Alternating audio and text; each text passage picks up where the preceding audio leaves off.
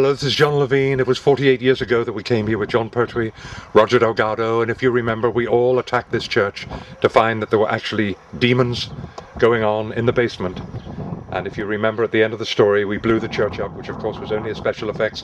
But the gardener has very kindly halted his grass cutting for me to get this exterior footage. I'm now going inside the church, where I have not been for over 48 years. So please join me. Hello everybody, a little bit of drama now. I'm hand-holding the camera again. We're opening the door, first time in 48 years that I have been inside of this church. So let's see what a beautiful English church looks like. Look how fascinating it is. I don't think the vicar or the reverend will be here. I'm going to show you mainly for the American audience because I know you do not have too many churches of this age in your part of the world. And when you look at the incredible pillars, the beautiful, beautiful designs that the masons of all those years ago. And look at this, we're going into a small place called the chapel. And here, of course, are the stone figures of people way back. But you can see that they're very, very old. James I, maybe, right back to Elizabethan and Victorian times. This is only a loose approximation of the age, but just look how beautiful it is. I cannot help but show you all the stonework. It really is magnificent, and the masons of yesteryear that made England so great with their buildings. I will now look at this very, very ancient chair. The light here suits this camera beautifully. The altar is as it was 48 years ago when we came here to film. It is just beautiful. I don't know whether I'm allowed to go in here, but I am just drawn.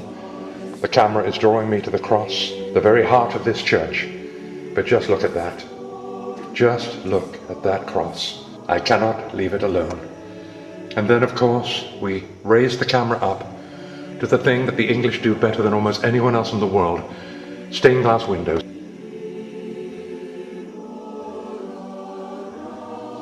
And as we move very gently around this huge pillar, we come up to yet more of this ancient place. I am hand-holding this camera for no other reason than it is the way to get the most wonderful images, because the movement. I'm going to try and read some of this. I imagine if we were to bother, yes, here we are, 1614. 1614, there it is, look on the third line down.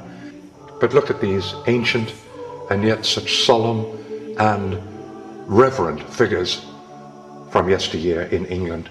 And here, the pulpit, even the pulpit, carved out of wood so many centuries ago, and still standing in its own magnificence. And here is the altar, with the cross and the candle holders, and there, the front of the beautiful Virgin Mary. How utterly magnificent it looks. That is why we just are drawn, aren't we, to these gorgeous artifacts.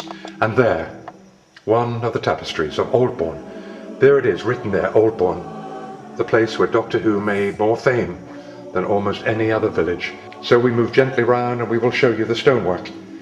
The stonework that we imagine was carved by the hands of men who lived in this village.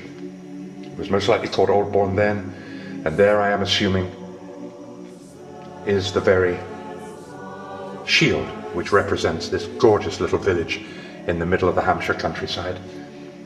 As we go round, we see the pews and the chairs for the choir boys, all the songs of faith that have been sung here over the years. And then we have to, of course, pan up and show the beautiful, beautiful architecture which is the very heart of England. And we have here on the left, coming up very shortly, is a hand-carved pulpit. The camera is not picking this up quite so well because it's very dark, but let us show you the very best of the intricate woodwork done by carpenters along with the masons that built the stonework. And once again we pan up. As viewers to the BBC will remember, this is one of the beautiful churches in this beautiful land called England. There, the beams that were put up there so many years ago.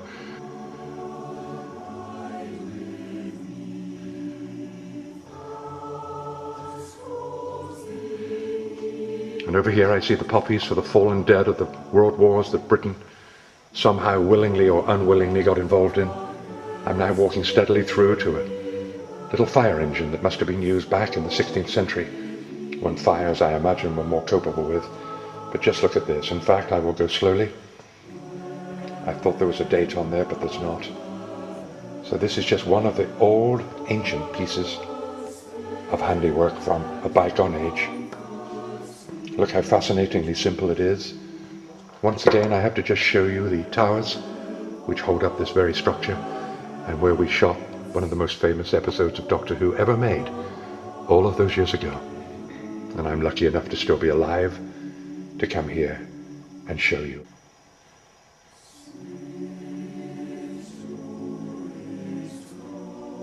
Here is the font where christenings, of course, take place. There, I'm assuming, is where the holy water is poured from. This gorgeous brass jug, which nobody seems to steal over the years. I don't think anyone would have the heart to take anything from such a special place.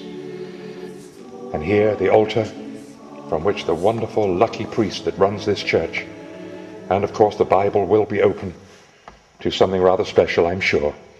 It is St. John 19, and I think if we're quite clever, we can even see just a little bit of the copy. And then Pilate therefore took Jesus and scourged him, and the soldiers patted a crown of thorns and put it on his head, and they put him in a purple robe. He said, "Hail, King of the Jews," and they smote him with their hands. Pilate therefore went forth again, and saith unto them, "Behold, I bring him forth to you, and ye may know that I find no fault in him." And then came Jesus, wearing the crown of thorns and the purple robe, and Pilate saith unto them, "Behold the man."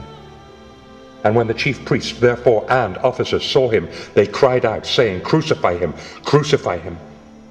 Pilate saith unto them, "Take ye him and crucify him. I find no fault in him still." Beautiful words. And someday I'm sure they will come out of the mouth of the priest or the vicar that runs this church at the moment. Look how glorious this looks in this light. I cannot believe I am so lucky as to have been here on a day when solitude is something that I personally needed. For I have just lost my best friend. The best friend I ever had in my life is gone. And with Brigadier Nicholas Courtney dying just a few weeks ago, and John already gone, Roger Delgado gone, Barry Letts passed away, the executive producer of this extraordinary part of our Doctor Who lives, I say with a slight tear in my eye, thank you, God, for saving me for this day. And somehow, I need to just finish on one last beautiful look at this holiest of places. And I'm sure that the powers that be will not mind me saying these words in this church at this moment in time. And that's it, really. John Levene in Aldbourne on the 15th of April 2011, saying goodbye, and I hope somebody lights a candle for you one day and says a prayer that will hopefully make a difference to your life. To what? The birds are singing again. Smell the flowers. That's what it makes a change from the smell of sulphur, doesn't it? The May Day miracle has happened again. The earth is born anew. All underway, sir? Sergeant, we must do the fertility dance to celebrate. Oh, no, I'm sorry, ma'am. I'm still rather busy. Oh, nonsense, Sergeant. Come along. Come on, Doctor. Fancy a dance, Brigadier? It's kind of you, Captain Yates. I'd rather for pint. You're right, Joe. There is magic in the world after all.